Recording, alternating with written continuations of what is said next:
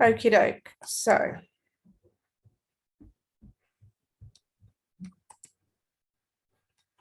this morning we're going to be talking about email marketing. I come at this from, I run a marketing agency, and I come at this through my own knowledge and personal experience of using email marketing. And so what I've put together is it kind of starts from the very beginning, because I've had to sort of think, well, some people might not even have a list yet. And gone through some of the things that I think you should be thinking about and ways that you can actually build your list up. And then we'll finish with some breakout rooms and talk through what you're all up to with your email marketing.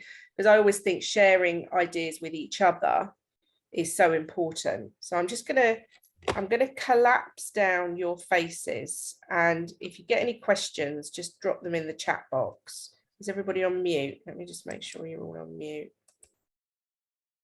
Yeah. Let me just collapse that down. Ooh. There you go. So what is the purpose of an email list? So I do have people that say to me, no, I don't have an email list. I've got a Facebook group, or I've got a Facebook page. I don't need one. Well, at the drop of a hat, you can lose any of your social media. And I see it happen to people all the time. You can get hacked. They can take it down. So never rely on that as the only way to communicate with your customers. The purpose of an email list really is to keep your clients updated on what's going on within your business and your industry, and also communicate any discounts and offers that you might have, any events that you might be doing, and any news. And then you're gathering the data from website visitors or customers in order to build that list. So I actually think that keeping in contact with customers regularly and people who have subscribed shows that you care. And again, I had this conversation with somebody who was a personal trainer a few weeks ago who hadn't emailed her list since January, and said, oh, I don't want to come across as spammy. I don't want to be emailing all the time. And I said, but then you could look at it the other way, that people will think, well, she doesn't communicate with me. You're not going to be front of mind to them. And she really doesn't really care that much about me.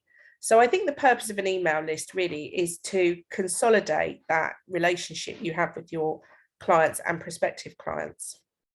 So building your list, one of the ways that you can do that is to have a sign up box on your website. You've probably seen that. We've got that on Businesswomen UnLtd. We don't have an offer on our site, but yes, we do get lots of people that sign up, so it does work for us.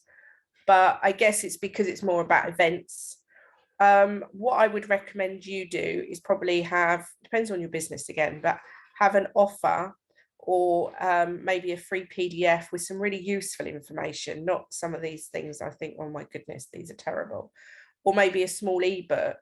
And we did do that for a while with the Best Businesswomen Awards. We had an ebook which people could download, which we saw quite a good upsurge rates on a Facebook ad using that.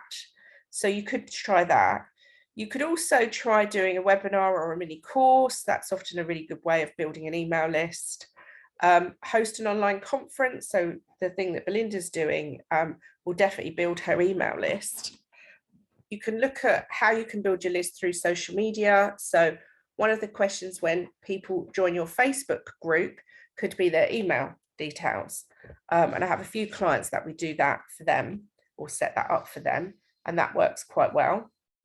And also on LinkedIn, if you've got a LinkedIn group, and your connections on LinkedIn are downloadable. So you can download all your contacts off LinkedIn, and those that have used an email address and allow it to be shared, that will come up. So, you can then add that into your database. There are some little rules, but I'll talk about that later. Competitions and challenges can be another way of gathering email data. Surveys and questionnaires and quizzes. Again, we've run lots of quizzes, and I'll talk you through that a bit later. But the sorts of quizzes that then say, okay, well, you need this help, or you need to look at that. It gives people a little answer at the end. It's normally 10 questions, 5 to 10 questions. And those are really good at building an email list. And we did a campaign for somebody last year, and it was really successful. And you can buy an email list. So again, we use a company, this guy called Stuart, it's all proper data, it's properly sourced, it's business data. And, you know, we've used him numerous times for clients to build their email list. So there are a number of different ways. And I think all of these ways, if you do a bit of them all, it will help build your email list and obviously build up new clients. So if you have got an email list that you've built, is it gathering virtual dust? So again, one of the first things I talk to clients about if we're working with them for the first time is, what's your email list?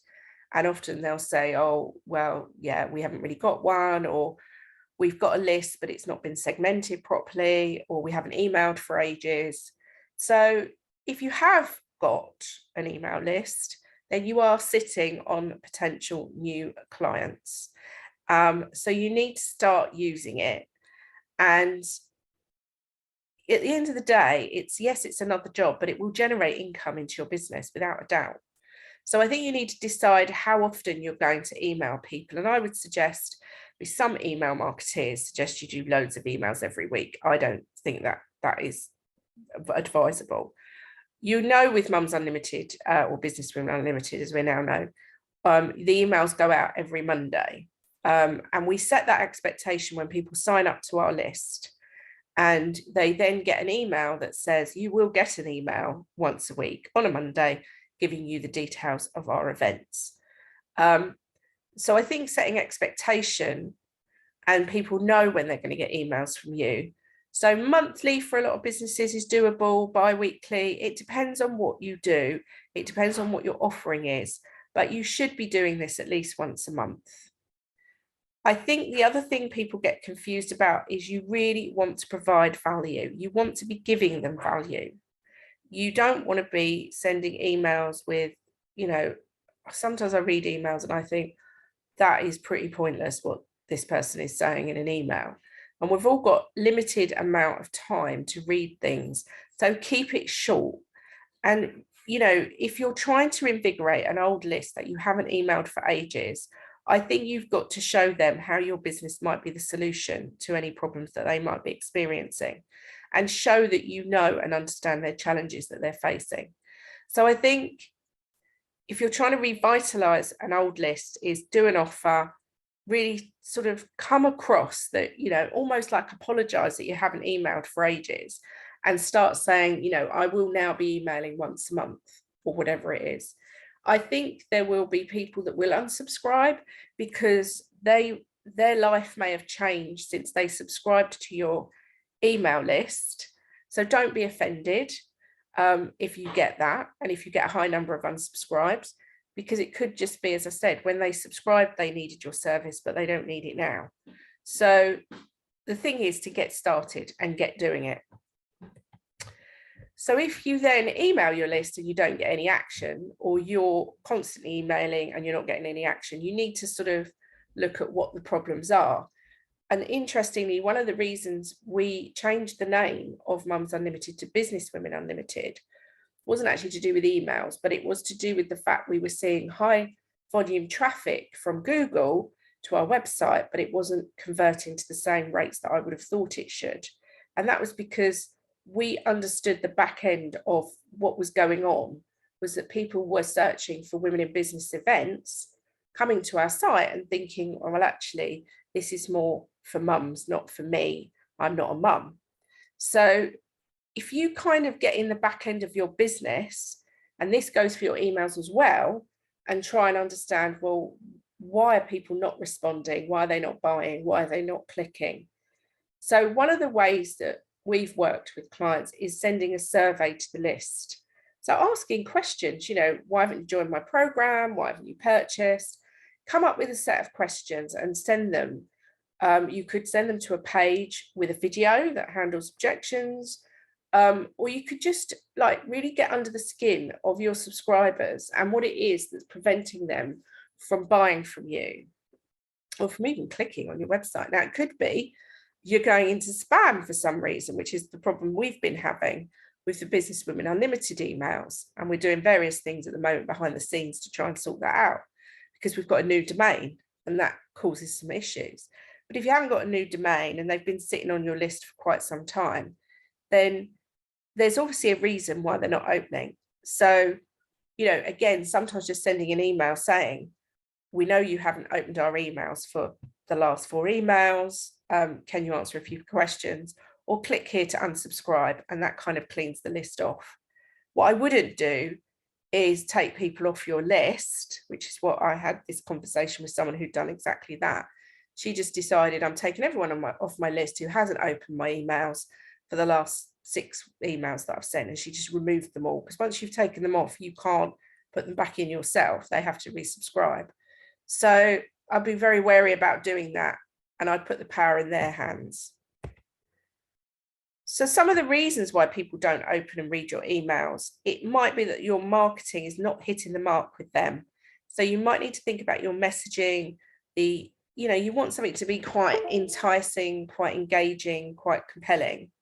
It could be your subject line, believe it or not. And we see this often with emails that we send and for clients, that actually tweaking the subject line can change the open rates dramatically. I think you want to create a sense of curiosity, or you might want to be creating a sense of urgency, depending on what it is you're doing. And you want to create that sort of fear of missing out. So, you know, trying to create some subject titles for your emails that actually make people want to open them. I firmly believe never going for big sales pitches in emails, but highlighting benefits, case studies, advantages to working with you. Always link to your website, always. And make sure that any incentives that you're doing and discounts, you can make those just for people on your email list. Special offers for people who are part of your list are enticing for people, because they know that if they've signed up to your list, no one else is getting those offers apart from them. So a few tips on design for your emails. Most people now will look at an email on a mobile phone. So I would suggest that the 3-column designs can look a little bit cluttered, and try and check what your email looks like on a phone. And most of the email providers, you can do a preview and see what it looks like on a phone before you press send. Keep your emails to 600 pixels wide. So again, quality with images over quantity. Don't put too many large images in, because it will take ages for those emails to download. And people have got the attention span of a gnat nowadays. So you want to serve them information fairly easily, fairly quickly. And remember that if there's a lot of images on a website, on an email, it can actually go into spam, depending on what people's spam filters are like. Have call to action buttons, icons or images to make it recognizable where to click, or simply do what we do, which is we put click here, type book here. You know, we make it really easy for people to know where they've got to click in order to take that action. Make sure it's easy to read. Light backgrounds and dark text make it easier to read than the black backgrounds with the white text, and also coloured or pattern backgrounds, especially, you know, some people are colourblind and they struggle to read emails that are too colourful. Keep with your brand style, font and palette for brand consistency. That's make it really look nice. And to be honest, the email marketing platforms that are out there now, it's really easy to design something that looks quite nice and very easy to read. And have one key message. So you want to make it really understandable for what you want your readers to do. And think carefully about, you know, the various calls to action. And the great thing is, if you've got clickable links in there, so we know, for example, how many people have clicked on which events that we've got in September. So then we know, okay, so maybe we should be running a Facebook ad for one of those groups if they're not getting the interest. So it can actually lead you to make decisions about other areas of your marketing based on who's clicking on what. And a lot of the email platforms will have the facility where you can retarget those people who've clicked on a particular link on your email. So there's loads of whizzy things you can do now. Don't add long paragraphs. As I said earlier, people haven't got the time to read it. I would say if you've got a lot of things to say, put it into a blog or something on your website, could be a website page, and send people to read it there. Don't overstuff an email with lots of long text and information.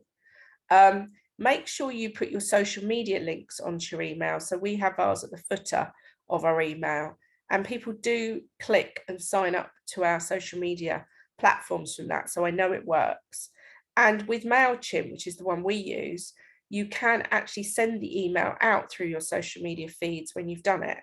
So again, depending on what your business is, it's often worth doing that as well, because it can gain you extra traction.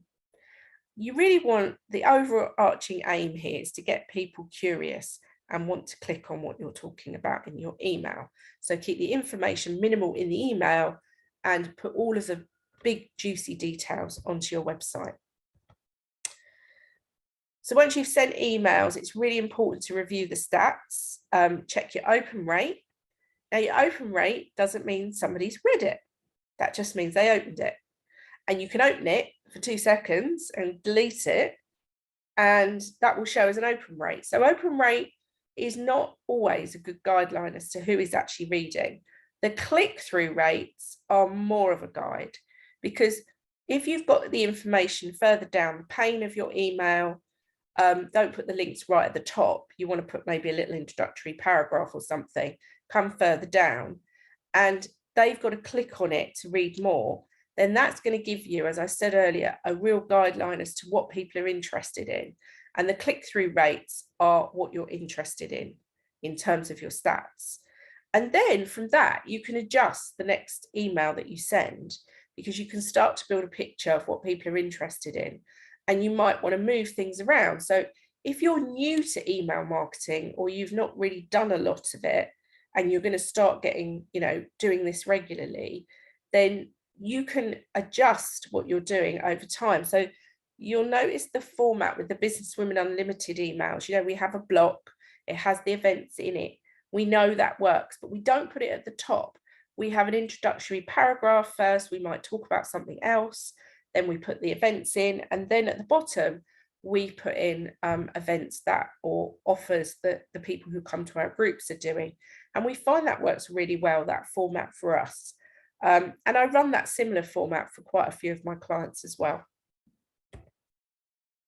So the other thing with a lot of these platforms is that you can automate. So you can send a welcome email when people subscribe to your list, as I said earlier, and it will also detail to them what kinds of emails they're going to get and when. You can use email marketing to build your sales funnels. There are specific programs out there for building e-commerce sales funnels, and the one I would recommend is drip.com, but that's only going to apply to you if you are an e-commerce business. You can also use landing pages. So MailChimp, again, is the one we use. You can build a landing page in there, and a landing page is just literally a page of information which you can use if you're running, say, Facebook ads, and you don't want to send people to your website. Your aim is to get them signed up on your email list. So you send them to a landing page. It will have some information in it, and then it will have the opportunity for people to subscribe to whatever it is you're doing, an offer, an event. And we use landing pages for our email marketing for Businesswomen UnLtd. So we run Facebook ads and we send them to a landing page, and the landing page details information about our events and then encourages them to sign up. There's also a site called OmniSend, which you can use for sending text messages to clients and emails. So worth having a look at those two platforms if you're looking to build an email list, but do it with automation. The email marketing systems with a free option up to a certain number of subscribers. These are the 4 that I would recommend. MailChimp is the one I'm the most familiar with. That's the one I use every day. MailerLite, Sendinblue, and Aweber. So those are the 4 that give you a free option up to a certain number of subscribers. There is Constant Contact as well, but they have lowered. I believe they're now even charging on the low end. It's still about £9 a month. But I think MailChimp has an awful lot of features. I've heard really good things about MailerLite, haven't used it, and Sendinblue. So I think, and Aweber, to be honest, I have used that. But I think research how many subscribers you've got at the moment, what their plans are, what's included, because all your businesses are different. Therefore, there isn't a one size fits all, because some web providers have got different functionality to others. So therefore, my advice is to go and have a look and see what it is you need your email marketing to do, and make your decision from that and what your budget is.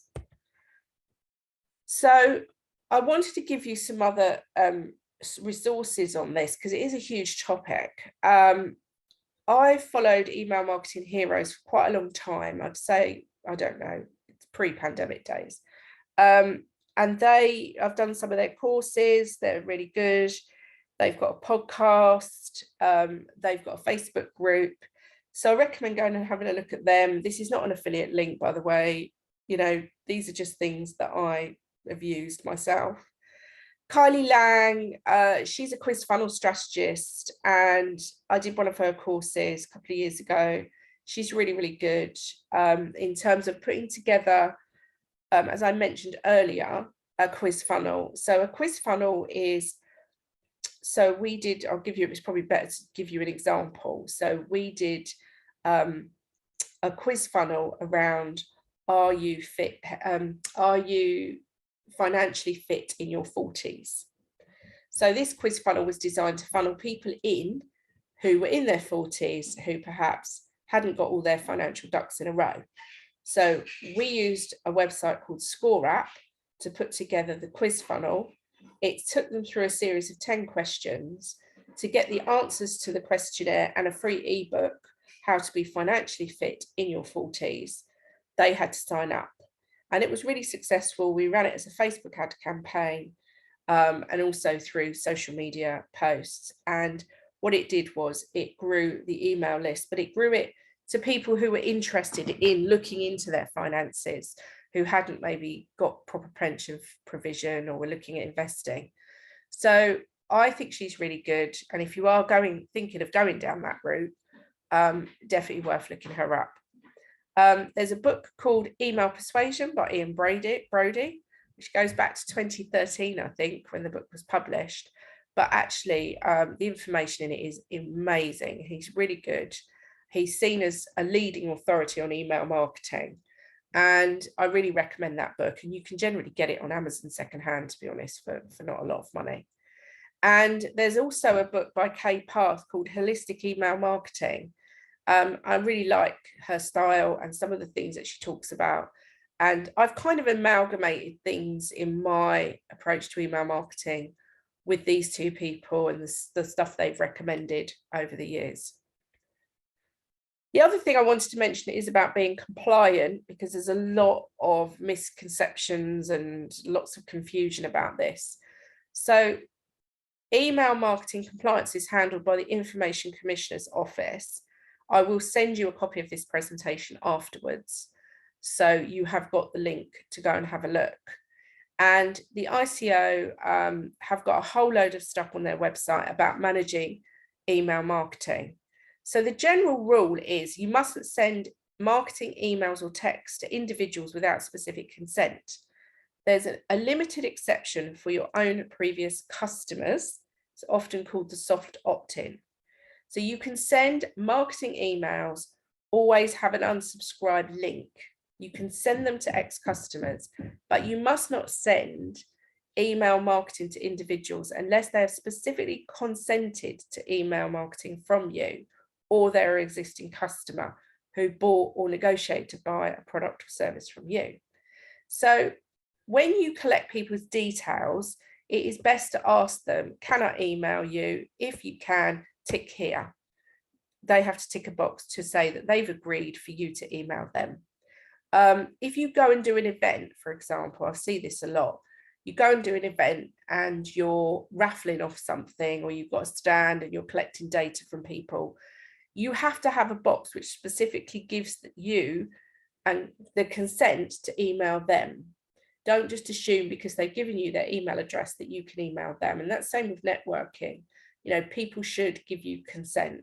So there's a whole load of stuff on this on the ICO website. There's even a little questionnaire that you can do, which kind of then tells you. But if you're emailing companies and it's a company email address, you can do that. You can't, and I would advise an unsubscribe link, but personal details, if they're previous customers, you're fine. Ongoing customers, you just need to ask them the question and just have that unsubscribe link.